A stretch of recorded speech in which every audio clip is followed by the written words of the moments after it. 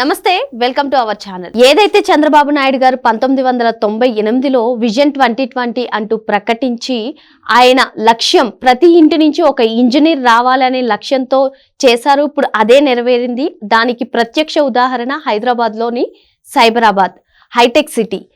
ప్రతి ఇంటి నుంచి ఒక ఇంజనీర్ వచ్చి బీటెక్ చదివి ఇంజనీరింగ్ చేశాను, నేను ఇంజనీర్ ఉద్యోగం సంపాదించుకున్నాను, సాఫ్ట్వేర్ ఇంజనీర్ చేస్తున్నాను అంటే దానికి కారణం చంద్రబాబు నాయుడు గారని చాలా మంది చెప్తూ ఉంటారు. మరి ఇదిలా ఉంటే మరో పక్క వైసీపీ అధినేత చంద్రబాబు గారి విజన్ గురించి అయితే కొన్ని కీలక వ్యాఖ్యలు చేస్తున్నారు.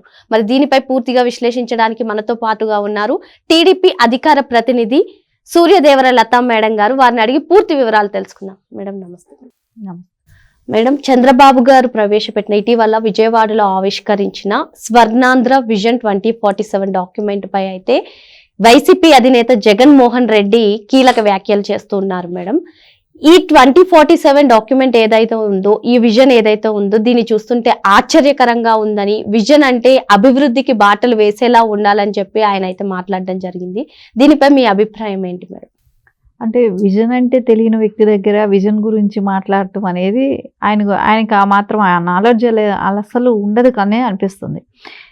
ఎందుకంటే మనం చూసాం కదా, ఆయన ఉన్నప్పుడు విజన్ గురించి ఆలోచించడం వదిలేసేసి యువతకి ఎలాంటి ఉపాధి కల్పించాలనే దాంట్లో మనం చూసాం.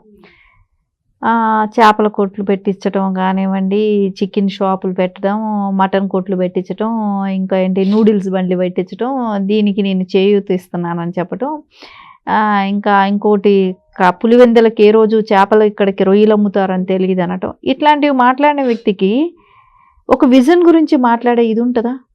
సో ముందు చూపు అనేది ఉంటుందా?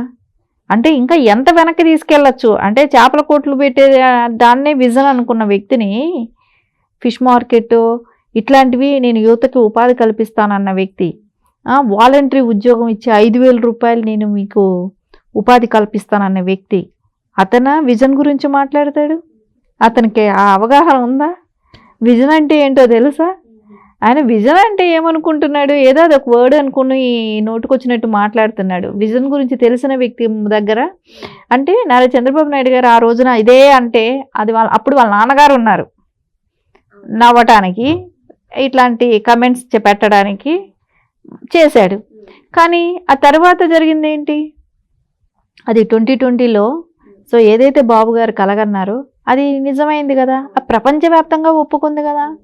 విజన్ 2020 ఏదైతే నారా చంద్రబాబు నాయుడు గారు సైబరాబాద్ కట్టేటప్పుడే కానివ్వండి, ఆయన ఏదైతే అనుకున్నారో అవన్నీ ఫుల్ఫిల్ అయిపోయింది. ఈరోజు ఒక సింగపూర్ సిటీని తలదన్నేటట్టు ఒక నగరం తయారైంది అని అంటే ఆయన ఆలోచించిన విజన్ 2020 ఆ రోజున. ఈ రోజున వల్ల విజన్ 47 చెప్తున్నారు. ఖచ్చితంగా దానిలో కూడా ఆయన ఏదైతే అనుకున్నారో అంటే మన భవిష్యత్తు తరాలకి ఏదైతే అందించాలని ఆయన కలలు అంటున్నారో ఖచ్చితంగా అది ఖచ్చితంగా అది జరుగుతుంది కూడా. అంటే ఆయనకి ముందు చూపు ఉంది. ఏది తీసుకొస్తే బాగుంటుంది, అభివృద్ధి పరంగా ఏది ముందుకు తీసుకెళ్ళాలి, కొత్త టెక్నాలజీని ఎలా తీసుకురావాలి. ఎందుకంటే ఇప్పుడు కొత్తగా మహానగరంగా తయారవుతున్న దానిలో అన్నీ కొత్తగా ఆలోచించే అంటే ఫ్యూచర్కి పనికొచ్చే టెక్నాలజీ ఇది. ఇప్పుడు ఒకవేళ తీసుకుంటే ఇవన్నీ ఇప్పుడు మహానగరాలు అవ్వచ్చు, ఒకవేళ ఢిల్లీ అవ్వచ్చు, బాంబే అవ్వచ్చు, హైదరాబాద్, బెంగళూరు, ఇవన్నీ కూడా. కాకపోతే అవి ఎప్పుడో గతంలో స్థాపించినవి. ఇప్పుడు కొత్తగా స్థాపిస్తున్న అది మహానగరం అమరావతి. సో దానికి ఫ్యూచర్ టెక్నాలజీతో ఏం మనం చేస్తే బాగుంటుంది అనేది కూడా ఆయన ఆలోచిస్తారు. ఫ్యూచర్లో అంటే మనం అమరావతిని మనం ఇంకో 5 ఏళ్లలోనే దాన్ని ఒక మార్పు తీసుకొచ్చేస్తారు. ఆయనకి విజన్ అంటే తెలియని వ్యక్తి. మేడం, నిన్న కూడా ఒక 2 ఏళ్లలోనే అమరావతి పనులు అనేవి దాదాపు పూర్తిగా రావాలని కూడా చర్చించడం జరిగింది. మేడం, ఇంకా మనం చూసినట్లయితే ఈ విజన్ గురించి మాట్లాడుతూ ఓ పిల్లోడి 20 ఏళ్ల బంగారు భవిష్యత్తుకు సంబంధించినది ఈ విజన్, దీనికి అడుగులు వేసింది మా ప్రభుత్వ హయాంలో, ఇప్పుడు ఇలా ఏం జరగట్లేదు అని మాత్రం జగన్మోహన్ రెడ్డి వ్యాఖ్యానిస్తున్నారు. దీనిపై మీ స్పందన ఏంటి మేడం? అంటే ఆయన ఒక ఇంగ్లీష్ అనేది ఆయనే కనిపెట్టినట్టు చెప్తున్నాడు. ఇంగ్లీష్ అసలు ప్రపంచవ్యాప్తంగా ఉన్న ఒక లాంగ్వేజ్ అనేది ఆయనకు అర్థం కావట్లేదు. ఇంగ్లీష్ నేనే కనిపెట్టాను, నేనే ఆంధ్రప్రదేశ్కి తీసుకొచ్చాను అని అంటున్నాడు. ఎప్పుడూ ఉండేది ఇంగ్లీష్ ఒక సబ్జెక్ట్ అనేది గవర్నమెంట్ స్కూల్స్లో ఉండేది. సో అది ఇప్పుడు ఎప్పుడైనా కొంచెం మార్పు అనేది సహజంగా జరుగుతూనే రావాలి. నేనే వచ్చి మిమ్మల్ని కనిపెట్టాను, నేను లేకపోతే మీకు ఇంగ్లీష్ తెలీదు అనేది మాట్లాడడం అనేది అంటే అక్కడ చదువుకున్న గతంలో అంటే ఎప్పుడు చదువుకున్న విద్యార్థులందరూ ఇంగ్లీష్ లెక్చరర్స్ అయిన వాళ్ళు లేరా, ఇంగ్లీష్ టీచర్స్ అయిన వాళ్ళు లేరా? ఇది ఏదో జగన్మోహన్ రెడ్డి వచ్చితేనే నేను ఏదో ఇంట్రడ్యూస్ చేసేసాను, ఏమో చేసేసాను అన్నాడు. ఎన్ని స్కూల్స్ మూతపడిపోయినాయి?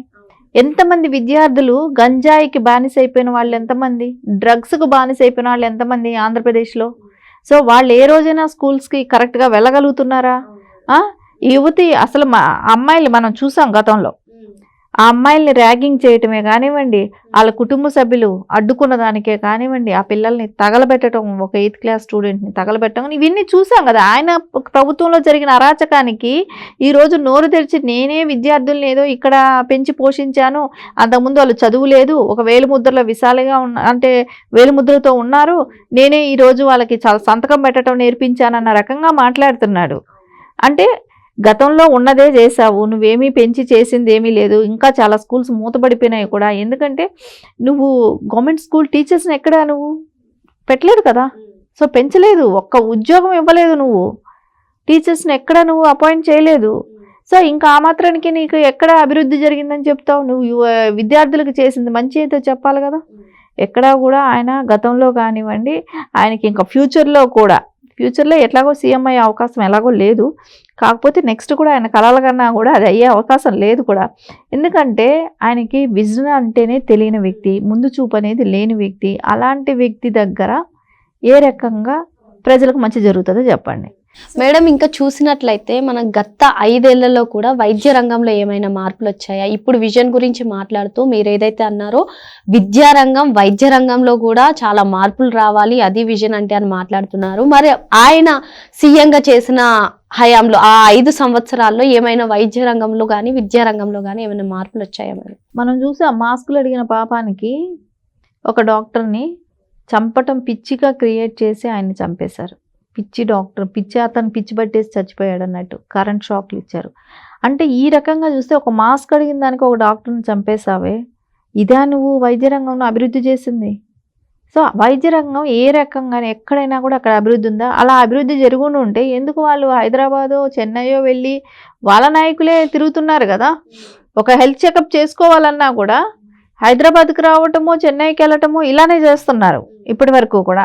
సో అక్కడ వాళ్ళు కాన్ఫిడెంట్గా నేను ఈ హాస్పిటల్లో చేరుతాను, నేను ఇక్కడ ట్రీట్మెంట్ చేసుకుంటాను అనే రకంగా ఈ 5 ఏళ్లలో ఎలాంటి హాస్పిటల్ అయినా అన్ని చేశాడా? సో గవర్నమెంట్ హాస్పిటల్స్ ఏమైనా పెంచాడా? సో దాన్ని ఏమైనా అంటే గతంలో ఉన్న వాటికి ఏమైనా మెరుగైనటివి ఏమైనా అభివృద్ధి జరిగిందా? ఎక్కడా లేదు కదా. సో ఇవన్నీ కూడా ఏంటంటే ఆయన ఇంకా ఏదో కళ్ళబుల్లి మాటలు చెప్తే నేను వెళ్ళి ప్రజల్లోకి వెళ్ళి నేను ఇవన్నీ వివరిస్తానంటే నువ్వు వచ్చి ప్రజల్లోకి వివరించినప్పుడు ప్రజలు నీకు అర్థమయ్యే విధంగా చెప్తారు. అంటే నీకు విజన్ అంటే తెలియదు. విజన్ అంటే మేము గతంలో చూసాము, నారా చంద్రబాబు నాయుడు గారు చెప్పినట్టు 2020 విజన్ అనేది జరిగింది, అభివృద్ధి చెందారు. సో ఇప్పుడు 47 అంటున్నారు, అది కూడా జరుగుతుంది, నీకు తెలియకపోతే నేర్చుకొని ప్రజలే చెప్తారు ఆయనకి. ఇదండి జగన్మోహన్ రెడ్డికి అలాగే చంద్రబాబు నాయుడు గారికి ఉన్న వ్యత్యాసం విజన్ మీద. Thank you madam.